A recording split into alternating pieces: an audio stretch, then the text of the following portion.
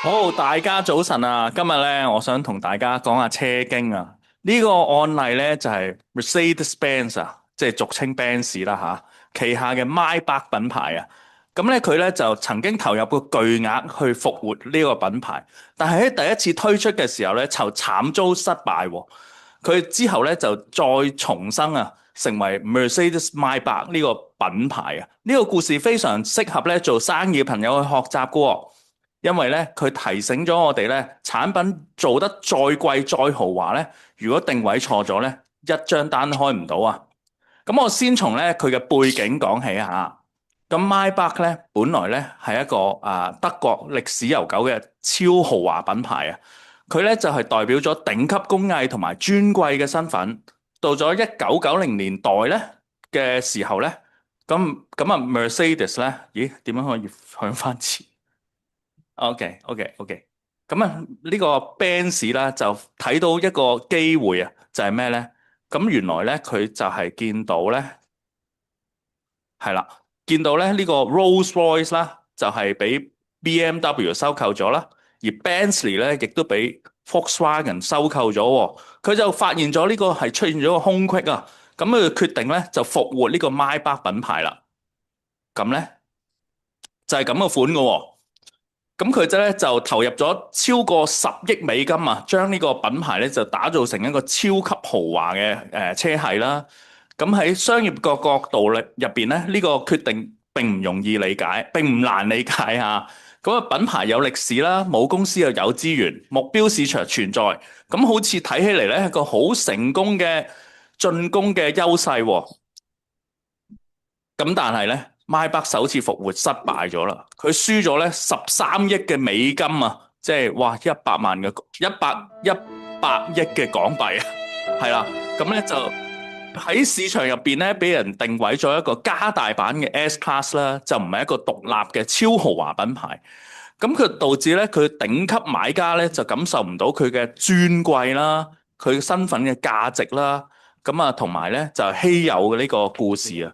咁咧，所以咧就產品就信號不一致咧，咁啊再高嘅價值咧都唔等於佢有咁嘅價值啊，即係所謂我哋所講嘅性價比啦。咁呢個案例咧就帶出咗商業教訓係咧，市場定位就喺目標群出發啦，而唔係商業，而唔係呢個企業內部想像出發啦。後尾咧呢個 Maybach 嘅成功咧，就唔係佢獨立做一個品牌啦，就係而家呢個車款啦，就喺 Benz 個旗下嘅所有嘅系列入邊咧，再做一個高一級嘅包裝，咁佢仲用呢個定位咧，就令到咧佢嘅生意咧就好咗好多啦。咁咧相反啦，Volkswagen 咧飛騰啊有一個系列啦，呢個飛騰就係佢嘅車款就係咁樣嘅。佢做一個做得好仔細，但係又唔賣得好好嘅代表作。佢嘅工藝啦、科技啦、舒適度咧都做得好好啊。佢嘅配置亦都極高啊，用料亦都好講究。咁啊，後排空間亦都好充足啦，好似坐喺一個頭等艙裏邊咁樣。咁啊，媒體咧都覺得咧佢係一個頂級房車嘅行車質感啊，同埋高水準嘅隔音啊。但係佢嘅問題咧就唔係喺產品啦，就喺佢個品牌認知方面啦。咁啊，呢個福士啦、Volkswagen 啦，就係一路都係呢個大眾化啦，同埋實用親和力嘅喎。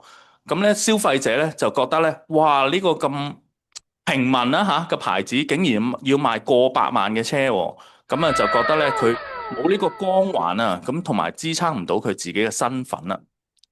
咁咧，飛騰咧佢研發同埋製作成本咧就好高，所以賣得亦都唔平啊。咁咧佢嘅折舊率咧亦都好嚴重啊。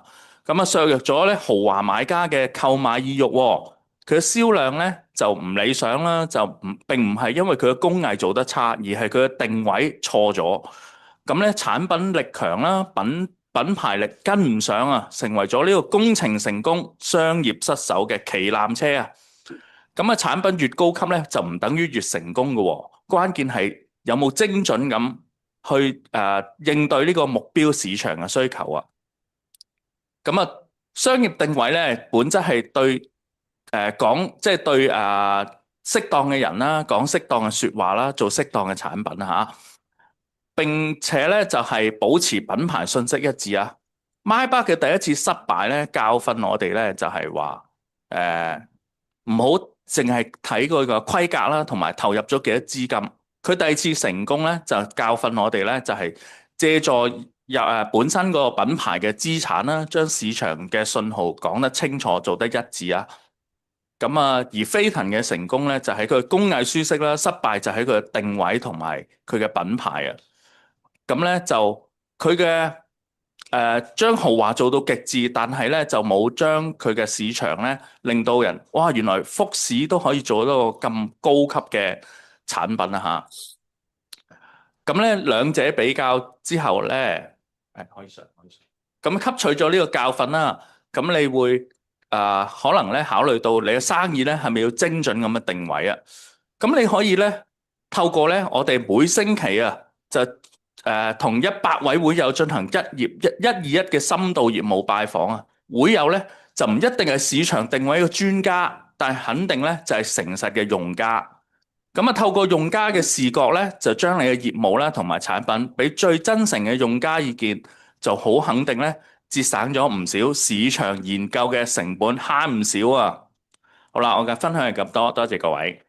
好，唔該晒。